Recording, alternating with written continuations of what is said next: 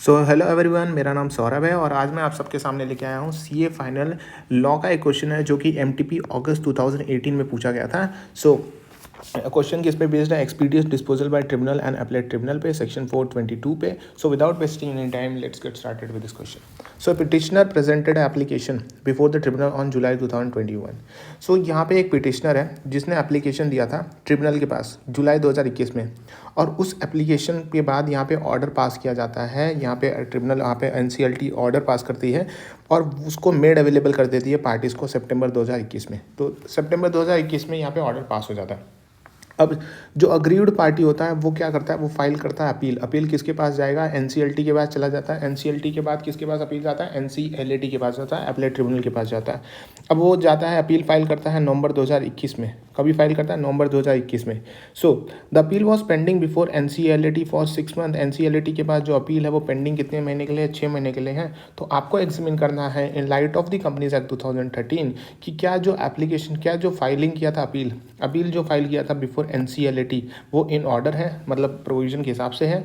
और दूसरा क्वेश्चन ये है कि जो time period latest by which NCLT should dispose of said appeal. So यहाँ पे एनसीएलटी में अभी यहाँ 6 महीने से पेंडिंग था केस, तो क्या ऐसा टाइम पीरियड है कि एनसीएलटी वो डिस्पोज कर दे वो सेड अपील को? सो यहाँ पे कोई ऐसा क्या टाइम लिमिट दिया गया है कि नहीं, ये बताना है या कंपनीज एक्ट के हिसाब से।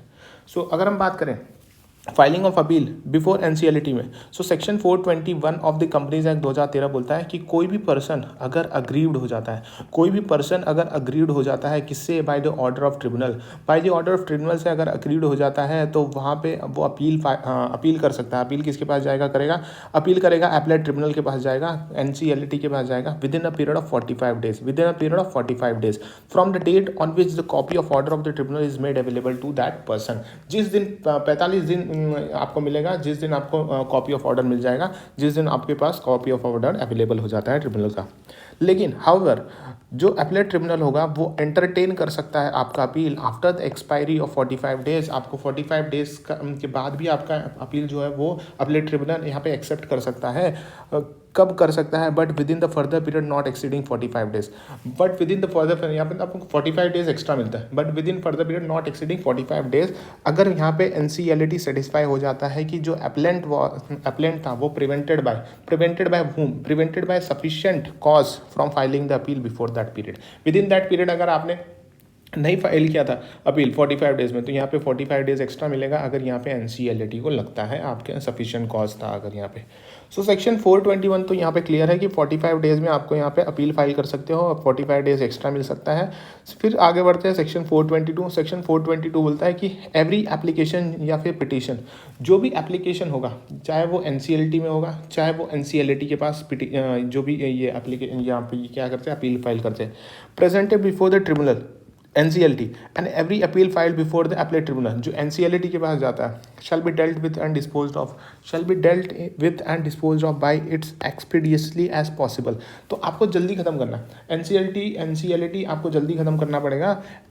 Every endeavor shall be made by tribunal or appellate tribunal as the case may be for disposal of such application or petition or appeal within 3 months from the date of presentation। आपको यहाँ पे क्या ध्यान में रखना है कि within 3 months में आप लोगों को यहाँ पे केस को पेंडिंग जो है केस वो खत्म करना है विद इन 3 मंथ्स। यहाँ पे आपको टाइम दिया गया from the date of presentation before the tribunal और filing of appeal before the appellate tribunal.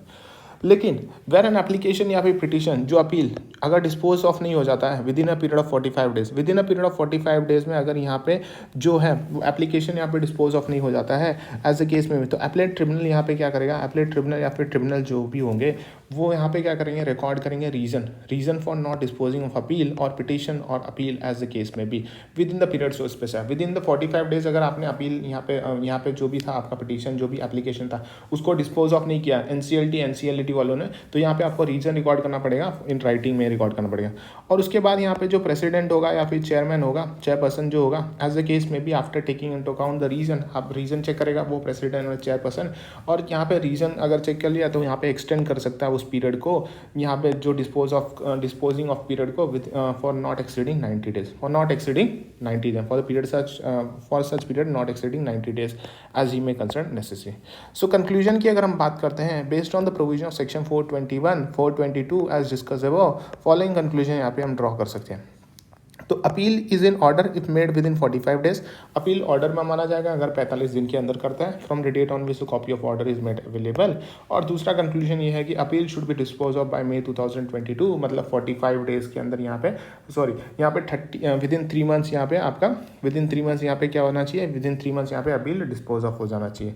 सो यहाँ पे क्या हो रहा था, यहाँ पे जो अपील उसने सितंबर में यहाँ पे जुलाई में पास किया था, सो यहाँ पे May 2022 तक, यहाँ पे नवंबर में उसने अपील फाइल किया था अपील किया था। सो यहाँ पे कितना टाइम मिलता है यहाँ पे, appeal shall be dispose of May 2022 तक। सो इसी के साथ क्वेश्चन यहीं पे खत्म होता है।